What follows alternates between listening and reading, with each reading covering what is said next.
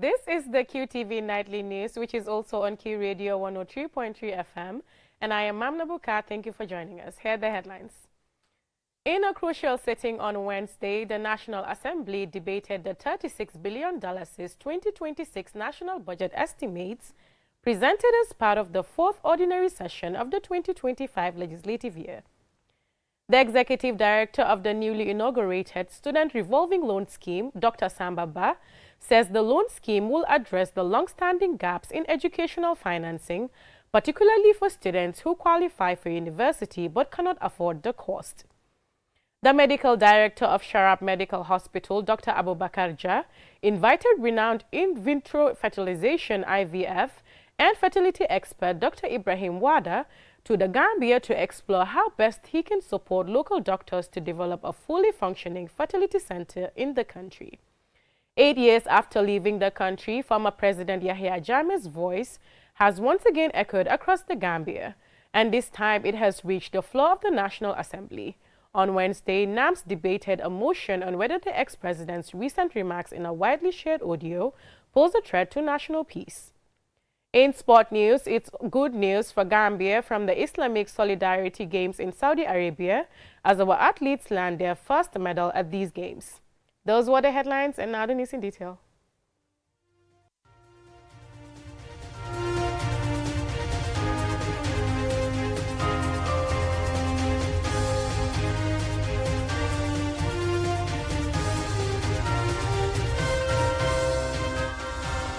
In a crucial sitting on Wednesday, lawmakers at the National Assembly debated the $36 billion 2026 national budget estimates presented as part of the fourth ordinary session of the 2025 legislative year. Usman Jatta reports. The atmosphere inside the National Assembly was tense and expectant as lawmakers took turns examining a budget that will shape the country's economic direction for the year ahead. Coming less than 2 months before the year end, the $36 billion proposal triggered pointed questions from across the chamber. While the government framed the estimates as a plan to improve living standards, NAMS pressed for answers to questions about rising debt, swelling recurrent expenditure, and whether key sectors are receiving enough support.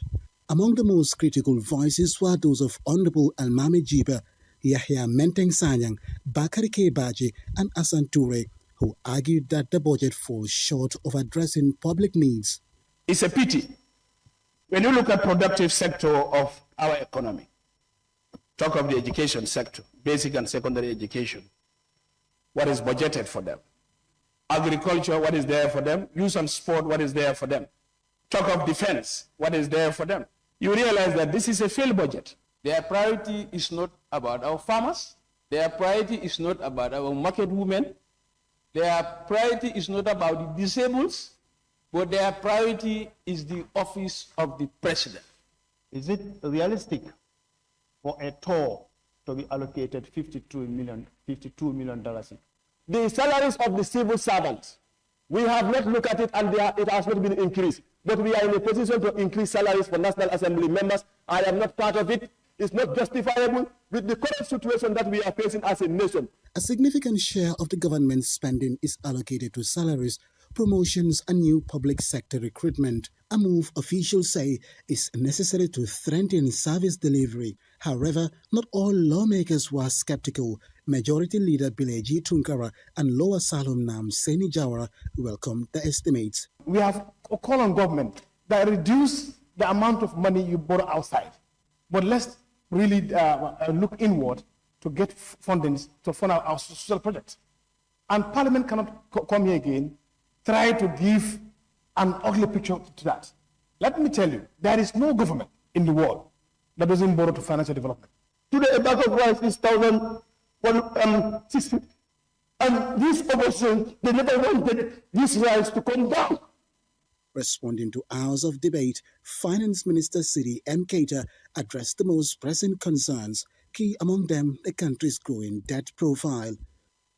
With the onslaught of COVID, Gambia entered into what they call debt service suspension initiative, which meant that debt principal of external debts were deferred from 2020 to 2024, there was no debt servicing of the principal. But because you have issues, stop paying, but when you get out of the crisis, now you start paying. Then you expect what you should have been paying incrementally over 4 years, now you are going to pay that upfront within a much shorter period.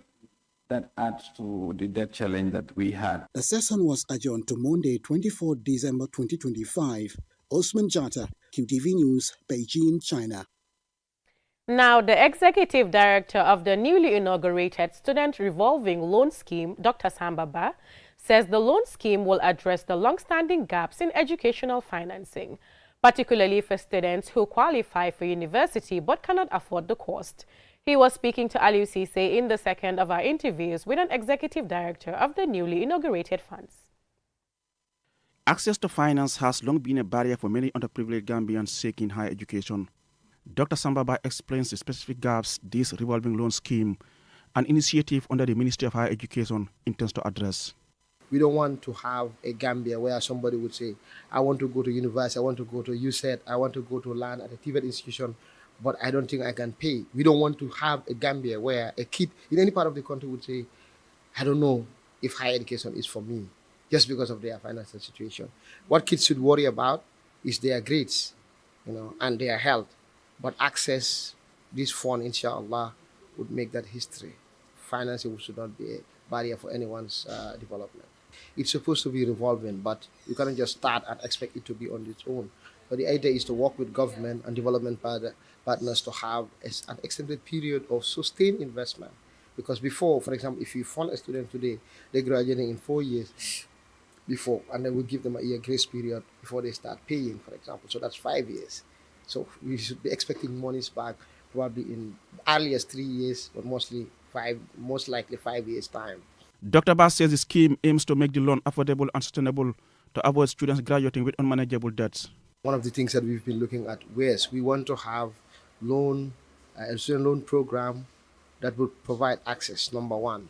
We want to make the student loan program revolving in the sense that when we give out monies, they would be paid for us to be able to give them out to others. We've seen lessons around the world, but we've also seen bad,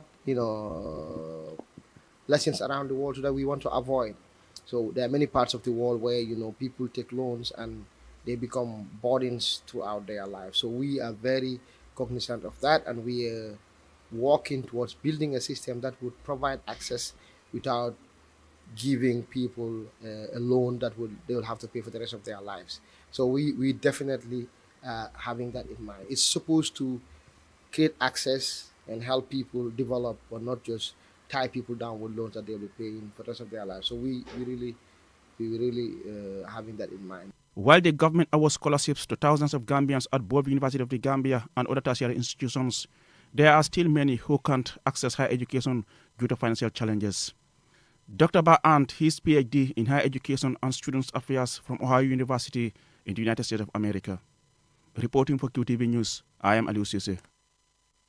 The medical director of Sharab Medical Hospital, Dr. Abubakar Jah, invited renowned in vitro fertilization, IVF, and fertility expert Dr. Ibrahim Wada to the Gambia to explore how best he can support local doctors to develop a fully functioning fertility center in the country. Jacqueline Coley tells us more. Speaking to a hall packed with doctors, nurses, and reproductive health specialists, Dr. Wada outlined the pros and cons of modern fertility treatment, helping participants understand how assisted reproductive technologies can offer hope to couples struggling to conceive. Dr. Wada spoke on the importance of sharing knowledge on infertility. Couples, when they are married, this is a major issue for them, and the infertility situation, they cannot have the baby, is very high, especially in Africa compared to the rest of the world. So anybody who has the knowledge also has a duty to make sure is very strong, because you are not only helping humanity, but you are helping also to make sure that there's propagation, life after life. Dr. Wada has been an IVF expert for over 3 decades and has helped conceive more than 1,000 babies in Nigeria since 1998, when the first successful IVF baby was born.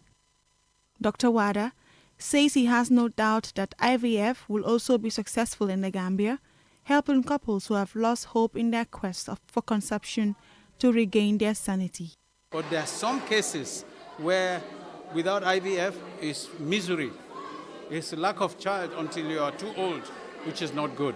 So yes, in the Gambia, I have very, very good confidence that from even the people I've seen, from some of the environment I've seen, honestly, it can work.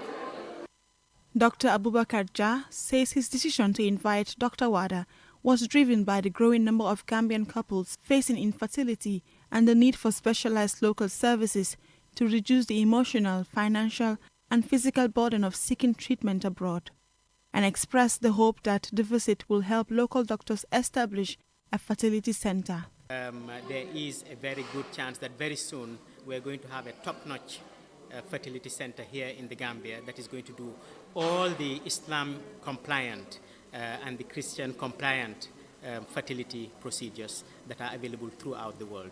So that is something that I can promise that this trip will bring for us. The Gambia's identity is shaped by deep religious beliefs and cultural values, and conversations about fertility often come with moral questions. Dr. Fatimata Jajosi, an obstetrician and gynecologist expert, and Dr. Jah addressed the religious aspect of IVF. That we will be very careful in what ways will be introduced, so you can have your own baby with your own spouse, so there will be no religious implications. But yes, it will be very difficult, and we are aware of that, so we will be able to answer all the questions that will be related in the future if it should happen in the country, yes. There are lots of services throughout the world that are, just like we say halal food, that are IVF, which is Islam compliant, so that all the practices are compliant with the religion. And also, even in Christianity also, there are some parts of IVF that may not be accepted, and there are some parts that are aspected. So all religions accept IVF, especially the most important aspects of IVF. The visit is an important step in expanding reproductive health options in the Gambia and opening new pathways for couples dreaming of parenthood. Reporting for QTV News, I am Jacqueline Collie. We will now go for a commercial break. When we return, we have more national and sport news stories. Do stay with us. Speaking to a hall packed with doctors, nurses, and reproductive health specialists, Dr. Wada outlined the pros and cons of modern fertility treatment, helping participants understand how assisted reproductive technologies can offer hope to couples struggling to conceive. Dr. Wada spoke on the importance of sharing knowledge on infertility. Couples, when they are married, this is a major issue for them, and the infertility situation, they cannot have the baby, is very high, especially in Africa compared to the rest of the world. So anybody who has the knowledge also has a duty to make sure is very strong, because you are not only helping humanity, but you are helping also to make sure that there's propagation, life after life. Dr. Wada has been an IVF expert for over 3 decades and has helped conceive more than 1,000 babies in Nigeria. Contact the nearest public health facility for any clarification on immunization services. This message is brought to you by the Ministry of Health, UNICEF, Gavi, WHO, and other partners.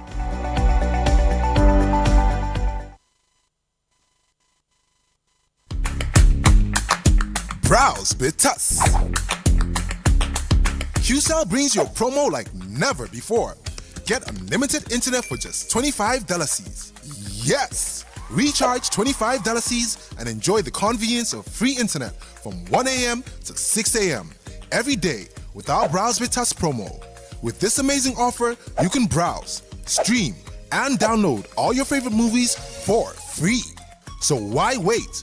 Recharge $25 today and enjoy free internet only with QCell between 1 a.m. to 6 a.m.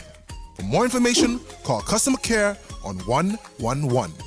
QCell, Senior Bus, we innovate, others follow. Terms and conditions apply.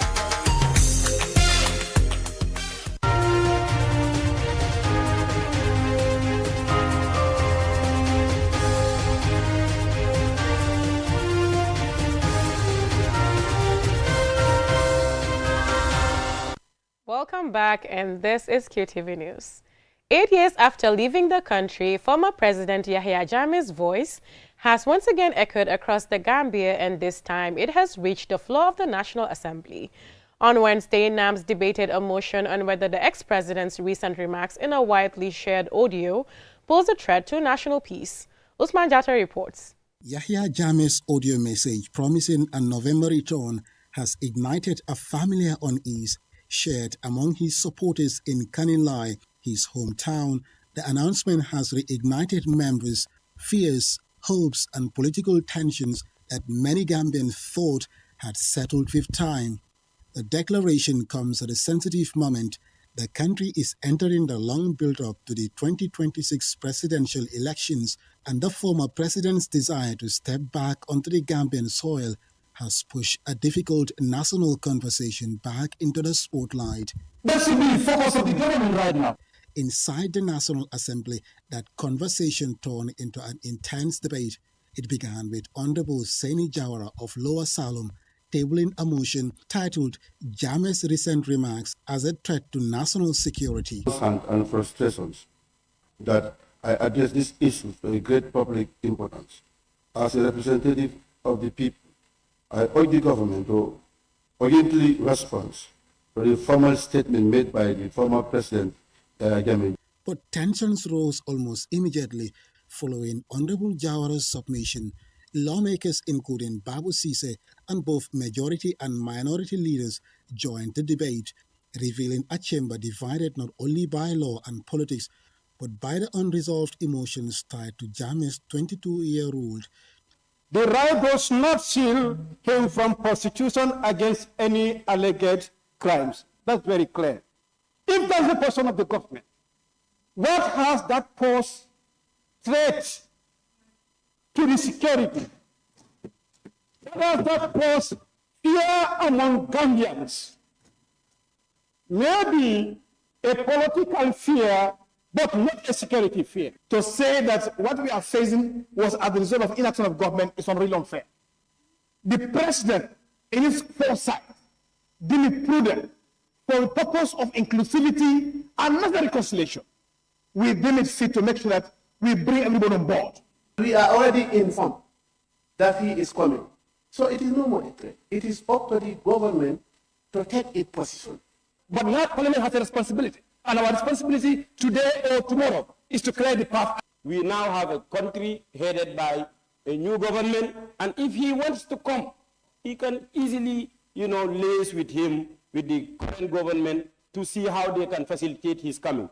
Beyond the National Assembly, the stakes surrounding Jammeh's declared return are even more delicate. Government officials insist he may return, but without immunity, saying he will face investigation for alleged abuses outlined by the TRRC. Victim groups, especially the AVLO, warn that any return without justice risk reopening old wounds and undoing years of healing. Others caution that a swift arrest could inflame tensions among his supporters and expose gaps in the implementation of TRRC recommendations. Meanwhile, Jammeh loyalists are appealing to ECOWAS, the AU, and the UN for support. 8 years on, Jammeh's shadow still hovers over and divides the nation as the Gambia balances democracy, peace, accountability, and reconciliation. Osman Jota, QTV News, Beijing, China.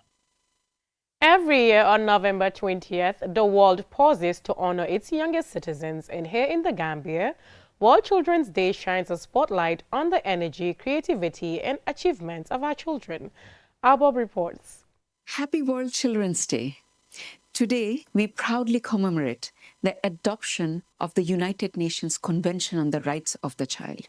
This was a landmark moment when the world recognized that children are not just recipients of charity, but human beings with their own inherent rights, voices, and dreams. That was Nafisa bin Safik, the UNICEF country representative in the Gambia. World Children's Day is UNICEF's global day of action for children and by children, and the day chosen is the anniversary of the Convention of the Rights of the Child, which was adopted on November 28, 1989. Across the world, young people are stepping forward, sharing their stories, their dreams, and the challenges they faced. Ms. Nafisa emphasizes the vital role of the children's education, highlighting how essential it is to give them the support they need to thrive. Since the Gambia's independence, UNICEF has stood shoulder to shoulder with the government. Together, we have worked to ensure that the rights of every child are recognized, protected, and prioritized. As a result, more children than ever are now enrolled in school. More children than ever are fully immunized against preventable diseases. And more children than ever have the chance to participate in decision-making. Ms. Nafisa bin Safiq went on to reaffirm UNICEF's commitment to protecting and safeguarding the rights of children. As we recommit ourselves as duty bearers, as decision makers, to uphold and fully realize child rights in the Gambia, we recommit ourselves to listening to the challenges our children continue to face, and we recommit ourselves to finding the right lasting solutions for them. We recommit to investing more in child rights and to amplifying children's perspectives, voices, and experiences. Regardless of where they are, each child has the same inherent rights, namely to protection, to education, and to be heard. World Children's Day is a reminder of those rights and a call for all to help create a world where every child can grow, learn, and thrive. For QTV News, I am Awa Bob. In sports news, the Gambia's women's 4x100 meters relay team has secured a bronze medal at the Islamic Solidarity Games in Riyadh, the country's first medal at this edition of the Games. Mamoudou Gajaga was there and he tells us more. It was a great night for the Gambia at the Islamic Solidarity Games in Riyadh, Saudi Arabia, at the Prince Faisal bin Abdul Aziz Stadium, where I was and witnessed the Gambia's women's 4x100 meters relay team won the bronze medal. In their performance, it was scintillating, breathtaking.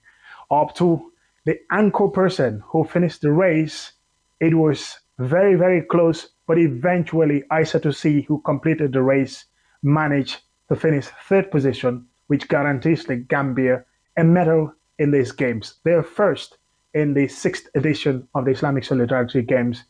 It was a momentous occasion. You'll get the reaction of one of the athletes, Mariama Kamara, and how the atmosphere was like at the Prince Faisal bin Abdul Aziz Stadium in Riyadh. The women's 4x100 meters final. The Gambia fully represented, and a lot of expectations for this final, at least for the Gambia to finish on the podium.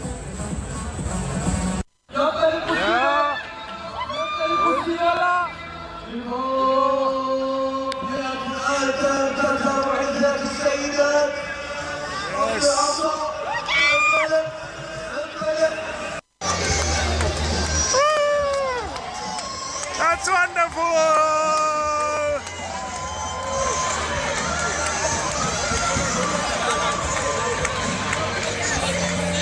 Congratulations!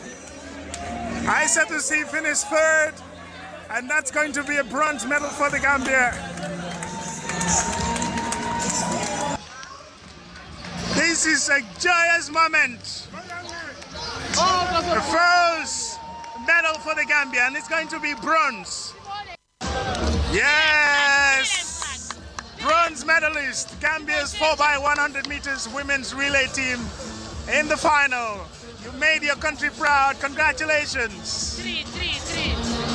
Ah, that's beautiful. I am Mariama Kawan of the streets, and I thank the FTV for the support, because without them, we can't be all thanks to them and our coaches. We know we can do it. It's them for it. Wonderful. Congratulations. Congratulations to them. Also in sports news, Maria Seinabu Marchlinsky, the Gambia sole taekwondo representative at the Islamic Solidarity Games in Riyadh, Saudi Arabia, narrowly missed out on a bronze medal despite a second chance opportunity. Our sports reporter Mamoudou Gajaga caught up with her and he now reports. Maria Senabu Machlinski expressed that it was a great honor to represent the Gambia at the ongoing Islamic Solidarity Games in Riyadh, Saudi Arabia. Competing for the first time in the women's 57-kilogram taekwondo category, she narrowly missed out on the bronze medal in the semi-finals against Camilla of Kazakhstan, losing 2-1. Earlier, she was outclassed in the quarterfinals match by Amina Dehaye of Morocco. This is how she reacted. This time around, it wasn't the best. It was mostly nerves. I haven't fought in a while, and I guess I was a little bit rusty, but things happen. Putting the disappointments behind her, Maria reflected on the pride of representing the Gambia at the Islamic Games. She described it as a privilege to wear the national colors at such a prestigious international competition. So I just want to say I thank the Gambia for bringing me all the way here for this opportunity and to let me, represent in a way that I know that I can. Yes, sir, definitely. I love the Gambia, and they always support me in any way they can. And they're always so loving towards me, even though I'm not from there, but my mother is. Maria says she gained valuable experience from the 6th Islamic Solidarity Games in Riyadh and will use it to prepare for future competitions, where she is expected to continue representing the Gambia. And we learn and we grow from them, live and learn. So, yeah. Next time, I will be 10 times better, without a doubt. Maria Senabu Machlinski remains determined and inspired by her experience at the Islamic Solidarity Games. She looks forward to building on the lessons learned, improve her skills, and proudly represent the Gambia in future international taekwondo competitions. Mamudu Gajaga, QTV News, Riyadh, Saudi Arabia. That report by Momodo Gajaga brings us to the end of this news bulletin. Join us again at 10 p.m. for another bulletin. Thanks for watching.